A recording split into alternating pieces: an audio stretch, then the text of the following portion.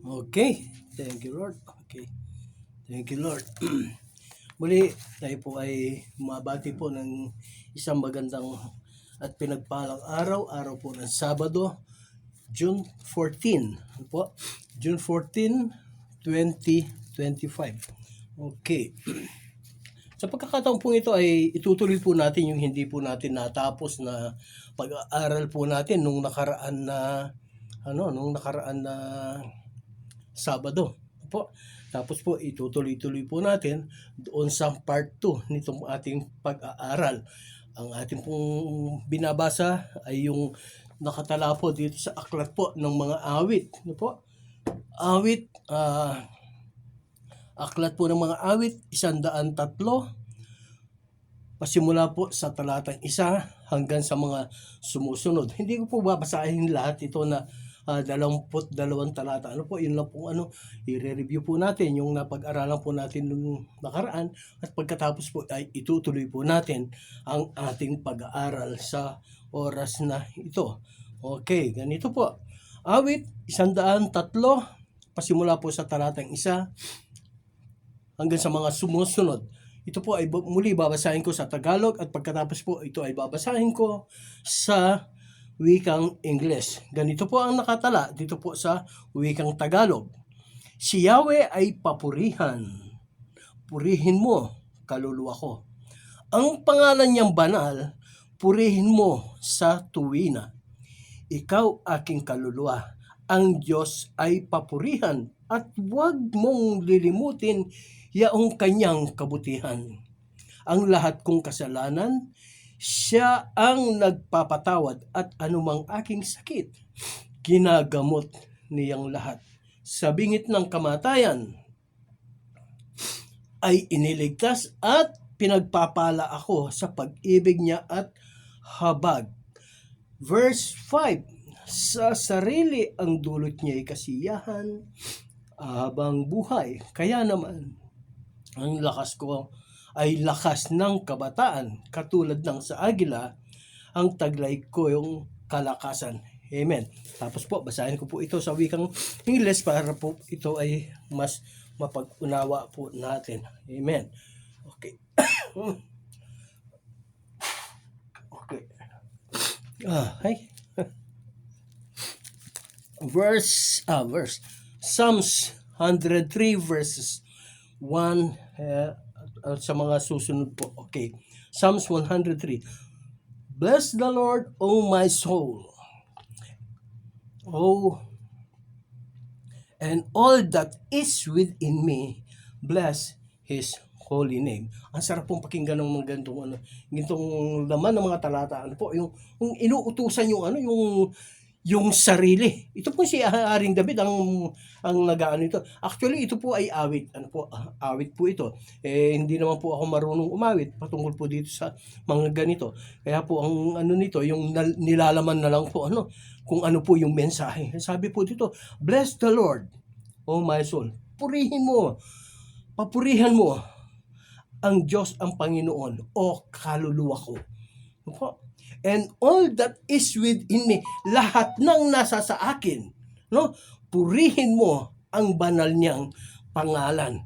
Napag-aralan po natin nung nakaraan sabi po bless the Lord, O my soul, and all that is within me. Dito po ay inuutusan po ng mga awit, si Haring David, ang kanyang sarili na purihin, sambahin, dakilain ang Diyos. Ang sabi po niya, hindi lamang po yung kanyang hindi lamang po yung kanyang kaluluwa, hindi lamang po ang kanyang sarili, ang kanyang inuutusan, kundi ang sabi po niya, and all that is within me. Lahat po ng nandoon sa loob ng kanyang katawan, magpasimula po sa ulo hanggang sa talampakan, ito po ay inuutusan ni Haring David na purihin, parangalan, sambahin, papurihan ang Diyos. Kaya po, nakaraan po yung sinabi natin maski na po yung ating, pag mayroon kang sakit, okay, nabanggit ko na po nung dati ito, nung nakaraan. Nung ako po ay na-hospital, na-admit po dun sa hospital sa St. Luke's, ang sabi po sa akin ng doktor, na-admit po ako dahil sa yung infection po ng aking mga kidney, yung aking mga bato, ay talaga lang pong grabe na. Nga po nasabi ko sa inyo, yung pong kidney ko ay hindi na po siya mukhang ano, hindi na po siya talagang mukhang kidney. Dapat po ang itsura nun ay yung parang buto po na ano, buto ng sitaw, yung nakapag-ganon, no po. Pero yung bato ko, yung pong kidney ko, ang itsura po niya ay parang sitsaron bulaklak, sabog-sabog na po. Kaya po nung magpunta ako doon, ang sabi po ng doktor sa akin na binibigyan lang kita ng 5 araw na mabuhay. Sabi po ko po dun sa doktor, Dok, tao ka lang. Mayroon akong Diyos na pinapanalaginan. Alam po niya, magpasimula po sa araw na iyon, doon po ako natuto na ang laman ng aking katawan, magpasimula po sa aking utak, sa aking isip, sa aking puso, sa aking atay, sa aking abdo, sa aking bituka, sa aking baga, sa aking mga bato, sa aking spleen. Lahat po na nandirito sa akin, ang aking dugo, ang aking mga ugat ay inuutusan ko. Bawat isa sa kanila ay kinakausap ko na purihin, sambahin ang pangalan ng Panginoong Diyos. Ang pangalan ng Panginoong napakabuti. Ang Diyos na nagpapala, nag-iingat, gumagabay sa atin. Ang sabi po rito, and all that is within me, bless His holy name. Amen. Hindi lamang po yun. Verse 2, bless the Lord, O my soul, and forget not all His benefits. Alam po, yung pong yung pong ating paglilingkod, yung pong ating pagpuri sa Diyos. No po? Pag tayo po ay nagpupuri sa Diyos, kasi isama po natin yung mga biyaya, pagpapala na ating natanggap mula sa Kanya. Yung mga biyaya po na, yung pong mga tinatawag po ng mga biyaya, ito po yung mga bagay na we are not worthy to receive. Ito po ay hindi po natin pinagpaguran, hindi po natin ito pinagpagalan, pero ibinigay po ito ng Diyos sa atin. Yan po ang mga biyaya ng Panginoon. Ang mga pagpapala ng Panginoon, ito yung mga bagay na halimbawa binigyan kanya ng pera, na meron ka natanggap na pera, yun po ay pagpapala. Nakatanggap ka sa trabaho, yun po ay pagpapala ng Diyos. Yun po yung mga bagay na pinagtatrabahon, kumbaga, mayroong kang bahagi upang yun ay makamit mo. Yun ang pagpapala. Pero pagdating doon sa mga biyaya ng Panginoon, we are not worthy to receive this. Ano po? Hindi po tayo karapat-dapat na tayo po ay tumanggap ng ganito mga biyaya at pagpapala ng ating Diyos. Praise God. Pero dahil po sa kanyang malabis na pag-ibig, pagmamahal sa atin, kahit na hindi po tayo karapat-dapat na tumanggap ng ganito mga biyaya at pagpapala, still, our God is very gracious na tayo po ay kanyang pagpalain, tayo po ay kanyang biyayaan sa lahat po ng ating mga pangangailangan. Minsan po sa mga pananalayan po natin, hindi man po natin nababanggit ang mga yan eh. Ano po, sa ating mga pananalayan, minsan hindi man po natin nababanggit yung ating mga kapitbahay. Hindi po natin nababanggit yung mga kamag-anak natin na malalayo sa atin. Yung mga kamag-anak po natin na hindi po natin nakikita. Pero ang Diyos, ang Panginoon, dahil sa Siya ay mabiyaya ang mga mahal mo sa buhay, maski na hindi mo iyan nababanggit sa Diyos, sa Panginoon. Pero dahil sa ikaw ay patuloy na nagpupuri, sumasambat, dumadakila sa Kanya, ang Diyos ang siyang magpapala sa bawat isa sa kanila. Sila ay bibiyayaan niya ng Diyos. Minsan hindi po natin makita, maubos maisip na paano nangyari na ang taong ito, na yung anak ko, yung pinsan ko, pamangkin ko, o yung kamag-anak ko ay bigla na lamang nakatanggap ng ganito. Yung mga mahal ko sa buhay na nandoon sa ibang bansa, bigla na lamang ganito ang kanyang buhay. Yung biyaya ng Panginoon, tumatagos po. Ang sabi nga po dun sa salita ng Diyos, ang kanyang biyaya ay tumatagos hanggang sa ika-1,000 salinlahi. Ano po? Ang biyaya at pagpapala ng ating Diyos ay talaga namang tuloy-tuloy. Wala po iyang tigil, wala po iyang boundary. Pag ang Diyos ang nagpala sa atin, still, ang Diyos ang siyang mabibigyan ng papuri, parangal. For 10,000 reasons. Ano po? 10,000 reasons to praise the Lord, 10,000 reasons to worship God, 10,000 reasons to bless the name of the Lord. Yun po mga ano na, sa totoo lang, hindi po sapat yung mga sinasabi natin, yung mga kataga po natin. Hindi po yan sapat na ang ating Panginoon ay napupuri natin, no. Sapagkat, maski na po lahat po ng adjective na mga, doon po sa mga salta, doon sa mga word o kung ano man po yan, no po, ay pagsama-samahin po natin, sabihin natin, banggitin natin para sa karangalan at kapurihan ng Diyos, hindi pa rin po sasapat yan. Bakit? Yung pong mga salita natin, sinasabi po nila, yung salita natin ay kulang. Hindi po kulang ang mga salita natin. Yung mga kataga po natin, hindi po iyan kulang upang papurihan ng ating Diyos. No. Ang mga salita, ang mga kataga po na ating nalalaman, na ating natutunan, na ating naririnig, na ating binabanggit sa bawat araw para sa karangalan at kapurihan ng Diyos, ito po ay sobra-sobra sa ating kaalaman. Pero hindi po natin matapatan ang kabutihan ng Diyos. Bakit? Kasi nga po nandoon na yung salita given na po yun Siya ay Diyos. Kung siya ay ating mapurihan, kung yung mga salita natin ay magiging sapat para siya ay purihin, parangalan, sambahin at dakilain, hindi po siya Diyos. Siya po ay tao. No? Pero dahil po sa ating paglilingkod, ang Diyos na buhay, ang Diyos na totoo, ang Diyos na makapangyarihan, ang Diyos na lumikha ng langit at ng lupa, siyang may kontrol ng lahat ng bagay, yun ang Diyos na ating kinikilala ay hindi kayang tumbasan, hindi kayang maipaliwanag, hindi kayang maabot ng mga salita na ating natututunan. Sapagkat nga po, siya ay Diyos. Kung siya ay tao lang, madali. Yung pong mga scholar na yung mga magagaling na mga scholar, yung mga magagaling na mga politician, sasabihin mo lang, i-acknowledge mo lang sila sa kanilang mga nagawa. That's it. Tapos na.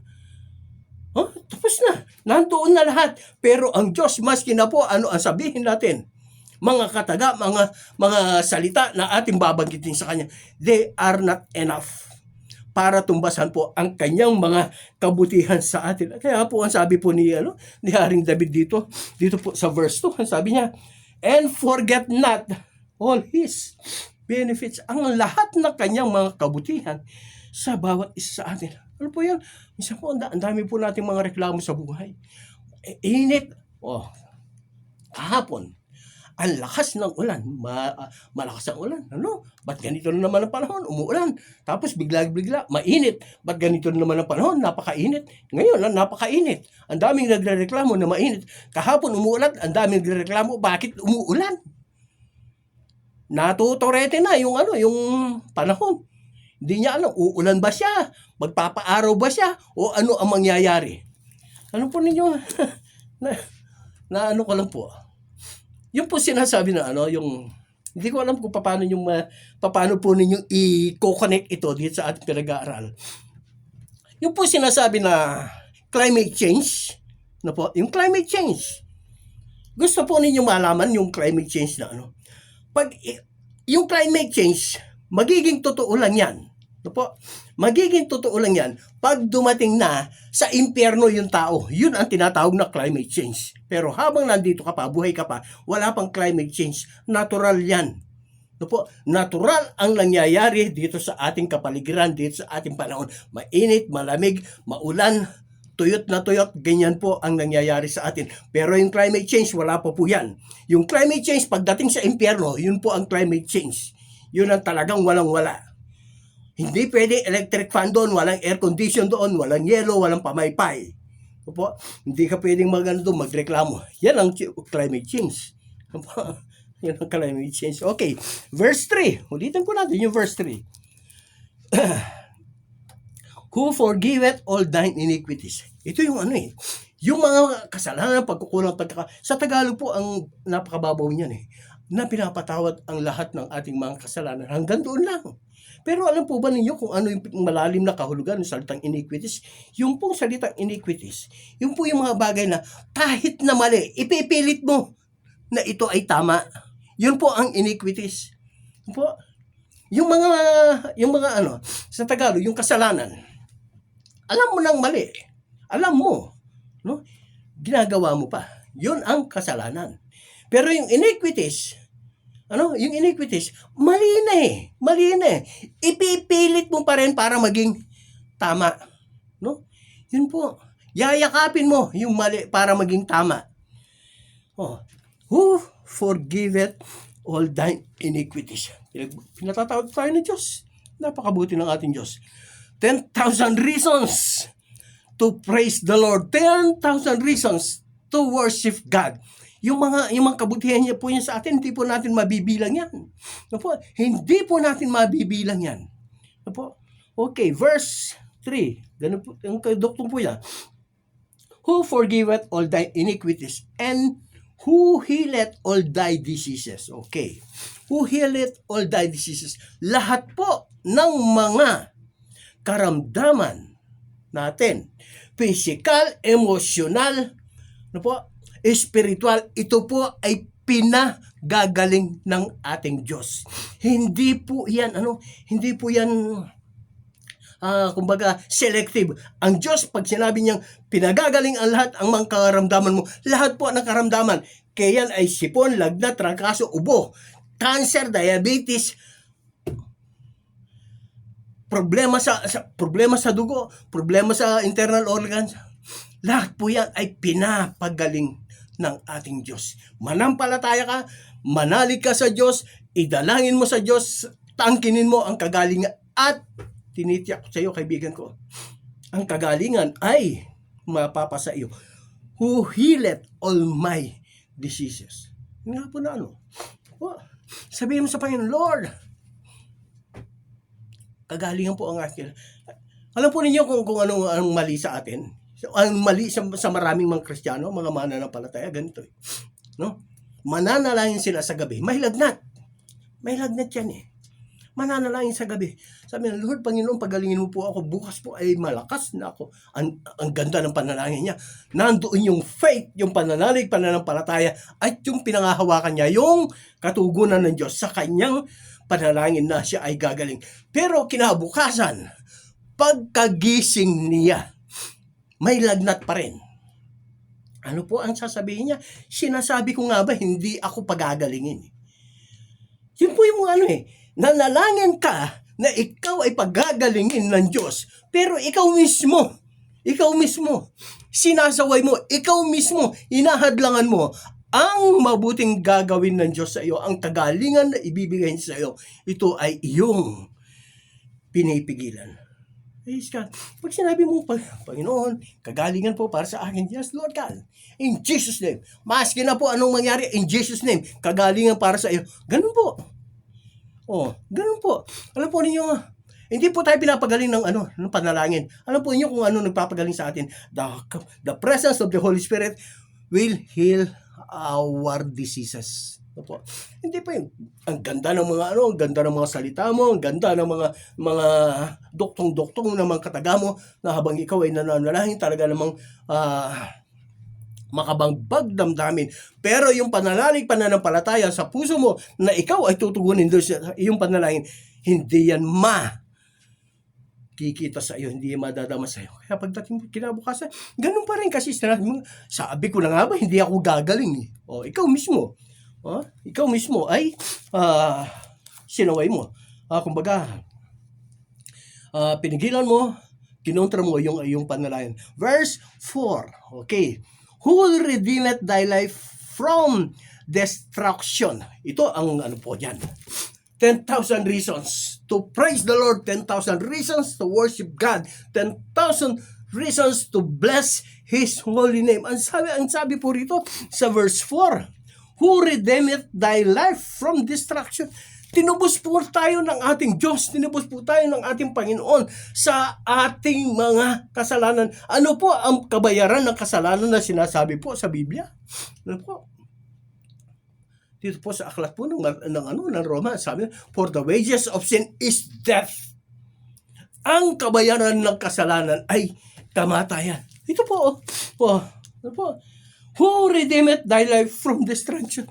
Tinubos po tayo ng ating Panginoon. Papunta po tayo doon sa pagkariwara. Papunta po tayo doon sa kapahamakan. Papunta po tayo doon sa punishment. Ano ba yun pa? Ito po ang papunta natin. He redeemed our life from destruction. Ano po yung from destruction? Ito po yung nabanggit ko na pag ikaw ay pupunta na doon sa impyerno dahil sa kasalanan, pagkukulang at pagkakabali. 10,000 reasons to praise the Lord. 10,000 reasons to worship God. Paano mo ngayon? Alam po niyo, the ultimate things, ito po, the ultimate things na tayo po ay dapat na magpuri, magpasalamat sa Diyos. Parangalan siya, bigyan siya ng kadakilaan, karangalan, itaas ang kanyang pangalan. The ultimate things that we are praising God, we are blessing His name is our forgiveness of sin. Salvation, yun po ang ultimate. Ano po? Yun po ang ultimo. Na, unang-una po yan doon sa 10,000 reasons to praise the Lord. 10,000 reasons to bless His holy name. Yun po yung salvation at yung forgiveness of sin. Ano? Ngayon, paano po yung mangyayari? Paano po mangyayari na tayo po ay mapapatawad sa ating mga kasalanan? Okay, basahin po natin ngayon isa-isa. Ano po? Mga babasahin po natin dito po sa aklat ng Romans. Romans chapter 10 verse 9. Ano po? Ganito po ang sinasabi. Ang tanong po ay yung ano po? Ano po ang dapat gawin o paano tayo mapapatawad sa ating mga kasalanan? Makuha po natin yung sinasabi nating ultimate reason to praise the Lord, ultimate reason to bless His holy name. Dito po sa aklat po ng mga Roma. Ano po? Romans chapter 10 verse 9, ganito po ang sinasabi. That if thou shalt confess with thy mouth the Lord Jesus, and shall believe in thy heart that God had raised Him from the dead, you will be saved. Dalawa na kaagad yun, no?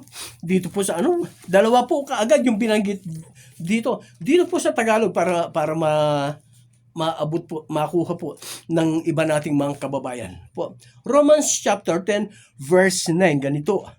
Kung ipahayag ng iyong mga labi na si Jesus ay Panginoon at manalig ka ng buong puso na siya ay muling binuhay ng Diyos, maliligtas ka. Amen. No? Kung ipapahayag ng iyong mga labi, no? Kung ipapahayag ng iyong mga labi, praise God.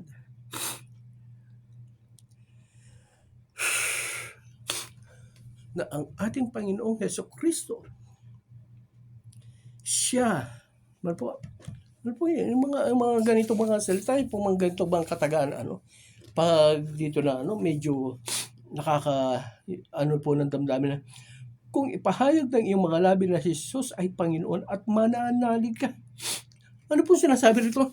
Kung ipahayag ng iyong mga labi na si Jesus ay Panginoon, ibig sabihin doon, tinatanggap mo ang ating Panginoong Hesukristo sa iyong puso bilang Diyos at tagapagligtas ng iyong buhay.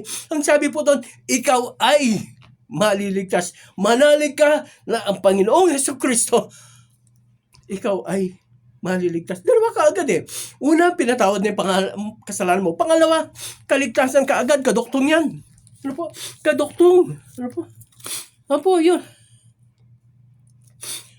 Doon po sa John 3:16. Ano po? Yung po John 3:16. Alam po natin lahat yan. Maski na po yung batang maliit, alam po kung ano po nilalaman niya. John 3:16. For God so loved the world that He gave His only begotten Son. And whosoever, kung sino man, kay Muslim yan, kay Ilocano yan, kay kung ano yan, kay kung ano, whosoever that believeth in Him shall not perish.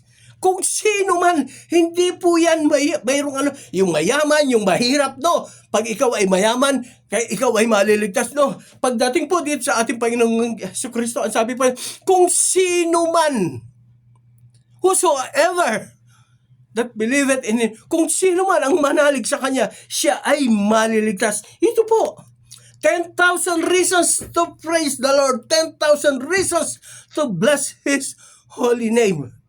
Yung pong kaligtasan, hindi po natin mabibilihan.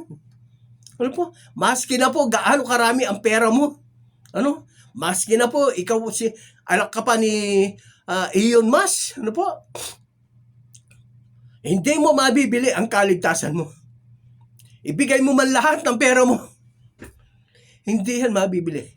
Ang tanging paraan lang ng kaligtasan ng isang tao ay ang ipahayag ang ating Panginoong Hesukristo at manalig sa Kanya. Ang sabi po rito, if you confess with thy mouth, and you will believe that Jesus, okay, you will be saved. Ano po? John 3:16, whosoever, 10,000 reasons. Hindi po yan limitado doon sa mayayaman, hindi po yan limitado doon sa maraming mga connection, doon sa mga kilala, doon sa mga personality na kilala, doon po sa mga celebrity, doon sa mga bilyonaryo, doon sa mga politiko. No, hindi po ito limitado doon. Ang sabi ng Biblia, whosoever believeth in Him shall not perish but have life everlasting. Salvation. 10,000 reasons to praise the Lord. 10,000 reasons to bless His holy name. Praise God. Tapos po doon sa Romans 9:36. Ano pa? Romans 9:33. Doon po sa bandang huli. Whosoever, ganito na naman po, whosoever, kung sino man, whosoever believeth in Him, shall not be ashamed. Hindi ka mapapahiya kung ikaw ay mananalig, maniniwala, mananampalataya sa Kanya. Whosoever, maski na ikaw ay nandoon sa, thank you Lord.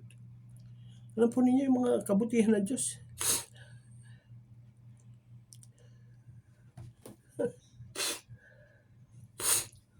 Yung pong kabutihan ng Diyos sa atin. Maski na po, maraming mga pagkukulang, pagkakamali ang ating nagagawa sa ating mga buhay. Sa bawat araw, pagkagising pa lang, mayroon na tayong nagagawa mali pagkukulang. Ano? Salamat po sa Diyos. Hindi po niya pinapatulan yung ating mga kasalanan, yung mga bagay na hindi po natin nagagawa. Hindi po niya tayo pinapatulan. Alam po ninyo, yun sa meron pong organisasyon, samahan, mga yakuza. No po, sa mga yakuza. Sa mga yakuza, meron po silang isang batas. Ano po? Yung batas po nila, pag sila ay nagkasala, meron po silang pinuputol sa bahagi ng kanilang katawan upang ito po ay pantubos nila sa kanilang nagawang kasalanan. Sa yakuza po yun. Kung sa Diyos kaya, gawin niya sa atin ang ganito. Pag ikaw ay nagkasala, kailangan putulin mo ang isang bahagi ng iyong katawan at ito ay i-offer mo sa Kanya. Sinasabi ko sa inyo, tinitiyak ko po sa inyo, 100%. Walang matitira sa katawan mo, matatadtad yan ng pinong-pino. No? Sa dami namang kasalanan na nagawa natin. Salamat sa Diyos, hindi po siya ganyan. Salamat sa Diyos, hindi po niya pinapabayad ang kaligtasan na ibinigay niya sa atin, ipinagkatiwalaan sa atin. Ang kanyang buhay, tinubos niya tayo sa ating mga kasalanan sa pamamagitan ng kanyang dugo. Pagkamatay niya doon sa krus, sa bundok ng Kalbaryo. 10,000 reasons to bless His holy name. The ultimate ay yung pong kaligtasan na sinasabi. Sa ating Panginoong Hesukristo lang yan matatagpuan. Yung kaligtasan, hindi po yan mapupuntahan, makikita kung saan. Punta ka sa ibang planeta, punta ka sa probinsya, no. Hindi po. Sa ating Panginoong Hesukristo lang. Ang sabi po ng Biblia, Acts chapter 4 verse 12, neither there is salvation in any other. Walang kaligtasan sa ano paman. For there is no other name under heaven among men whereby we must be saved. Walang ibinigay na pangalan dito po sa silong ng langit na sukat ikaligtas ng tao. Panginoong Hesukristo lamang. Panginoong Hesukristo lamang. 10,000 reasons to bless His holy name. Naghirap siya. Tiniis niya ang mga pasakit. Tiniis niya ang mga hampas. Tiniis niya yung panlalait sa kanya. Ipinako siya doon sa krus. Hindi lamang po can you imagine? Dinudura-duraan siya. Sinasampal-sampal, dinasabunot sa bunot ng mga tao. Ang ating Diyos, ang ating Panginoon. Can you imagine? Napanood po ninyo yung pelikula na The Passion of Christ? Yung mga paghihirap ng ating Panginoon Kristo. Yung pong pinakita mga sugat doon, hindi po ganun yun. Hindi po ganun karami. Mas marami pa po doon. Dito nga po sa aklat po ng Isaias Ano po? Dito po sa aklat ng Isaiah chapter 52, ang sabi po doon, nagulat na mangha ang marami sapagkat nung tingnan nila ang Panginoon, hindi siya mukhang tao. Sa dami ng mga sugat na kanyang tinamo. Sugat, gas na tinamo niya. Dahil sa pahirap na dinanas niya sa mga sundalo. 10,000 reasons. Kaibigan ko. Minsan yes, maraming mga pagsubok, maraming mga kahirapan na dumadaan sa ating mga buhay. Minsan talaga namang yung natutumba tayo, nabubuwal tayo, minsan natitisod tayo. Yes, natural lang po 'yan. Yun lang po mga alagad ng ating Panginoong Hesukristo no? Meron din sa kanila na natisod. Meron din nabubuwal sa kanila. Ano po ibig sabihin yung natisod, nabubuwal, nanghina? Sila rin po, dumating sa kanila sila po ay nanghina sa kanilang pananampalataya. Ano po? Si Caiaphas, pagkatapos po ng ating Panginoon Hesukristo, siya po ay mamatay. Ano po? Nang sila po ay naglalakad kasama ng isang alagad papunta po sa Emmaus. Yan po sabi niya, akala namin siya ang tagapagligtas. Nagduda sila, pinagdudahan nila ang ating Panginoon Hesus. They are the disciples of the Lord Jesus Christ. They were taught more than 3 years. Kasama ng ating Panginoon Hesus Kristo. Tinuruan niya sila araw at gabi. Pero nung siya ay mamatay na, pinagdudahan nila. Sabi na, we thought He is our Savior. We thought He is our King. Ano po? Si Pedro. Itanatwa niya ang ating Panginoong Kristo. Ang sabi niya, hindi ko kilala ang taong yan. Mamatay man ako, hindi ko kilala ang taong yan. No? 10,000 reasons to praise the Lord. 10,000 reasons to bless His holy name. Hindi ko kilala ang taong yan. Hindi ko siya kilala. Pero nung mabuhay na muli ang ating Panginoong Kristo, pinatawag po niya si Pedro. Hindi po niya siningil. Hindi po niya inukilkil kay Pedro yung sinabi niya na hindi po sinabi ng Panginoon na, ikaw Pedro, ako ay iyong itinatwa, hindi kita kailangan dito. No. Ang Panginoong Hesukristo, ang ating Diyos, hindi po yan nagtatanim ng galit, hindi po yan nagtatanim, nagkikimkim ng galit. No po? Ang Panginoong Diyos, pag ito'y pinatawad niya, tapos na yan, wala nang balikan. Sa tao, hindi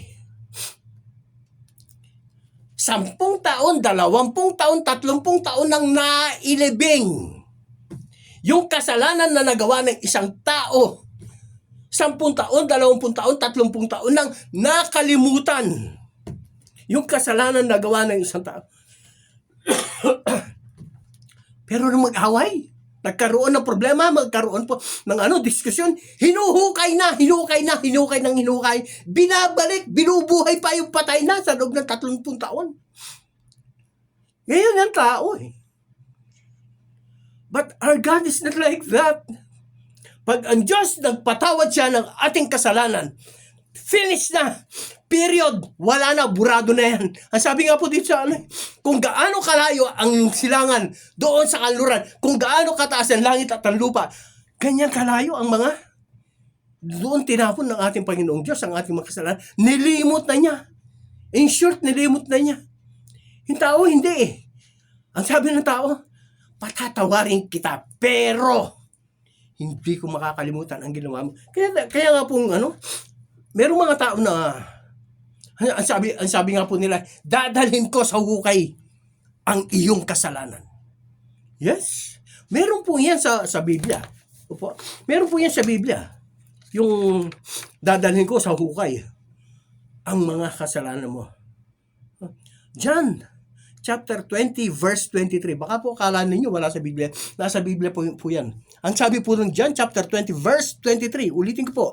John chapter 20 verse 23. Ang nakasulat ay, ang pinatawad ninyo sa lupa ay pinatawad na sa langit. So, pag ikaw ay nagpatawad, pinatawad na rin yan sa langit. Praise God. Tapos po, doon sa Matthew chapter 6 verse 14 and 15. Okay. Matthew, ulitin ko po. Matthew, yung kanina, John chapter 20 verse 23. Ngayon, Matthew chapter 6 verse 14 and 15. Ano po ang sinasabi? Kung pinatatawad ninyo ang nagkasala sa inyo, pinatatawad din kayo ng inyong amang nasa langit. Okay, can you imagine yan? Pag hindi mo pinatawad, ang taong yan, dadalhin mo yan sa hukay. Yung kasalanan niya, hindi mo siya pinatawad eh. Sino ang magsasuffer? Ikaw din.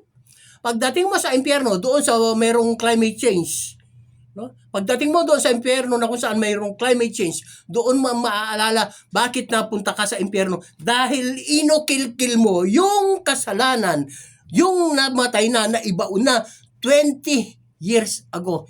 Hinukay-hukay mo. Okay. Ang Diyos hindi po ganyan. Napakabuti po ng Diyos sa atin. 10,000 reasons to bless His holy name.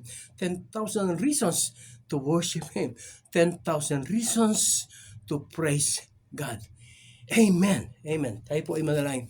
Diyos na napakabuti, makapangyarihan, dakila. Salamat po, O Diyos, sa mensahe na pinagkatiwala mo po sa amin, O Diyos. The ultimate reason to bless your holy name, the ultimate reason to worship your holy name ay yung pinatawad mo kami sa aming kasalanan, ay yung kaligtasan, yung salvation. Lord, thank you po sa salvation. Thank you po, O Diyos, sa forgiveness of sin. Ama, salamat po.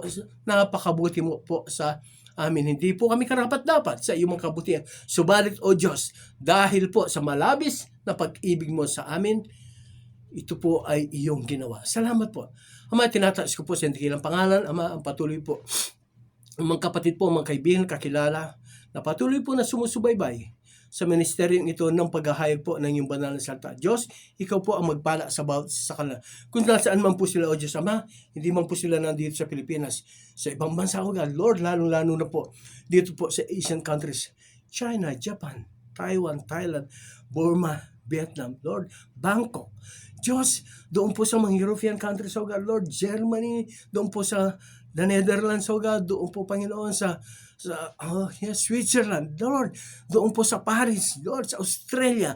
Ama, salamat po, O God, Lord, doon po sa US, O God, Lord, doon po sa Greece. Ama, salamat po, doon po sa Italy.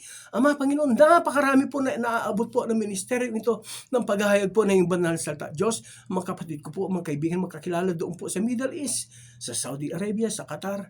Ama, din po sa Abu Dhabi, sa Dubai, sa India.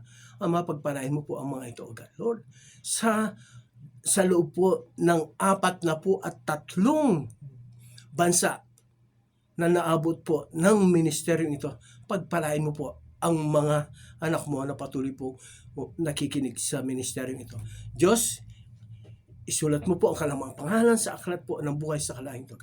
Mapurihan ka, maparangan ka. Sambahin ka, dakilan ka. Diyos, salamat po ng marami. Ito po ang aming danangin sa pangalan po ng bugtong na anak na si Kristo Jesus. Amen at Amen. Thank you, Lord God. Amen. Amen. Thank you, Lord. Okay.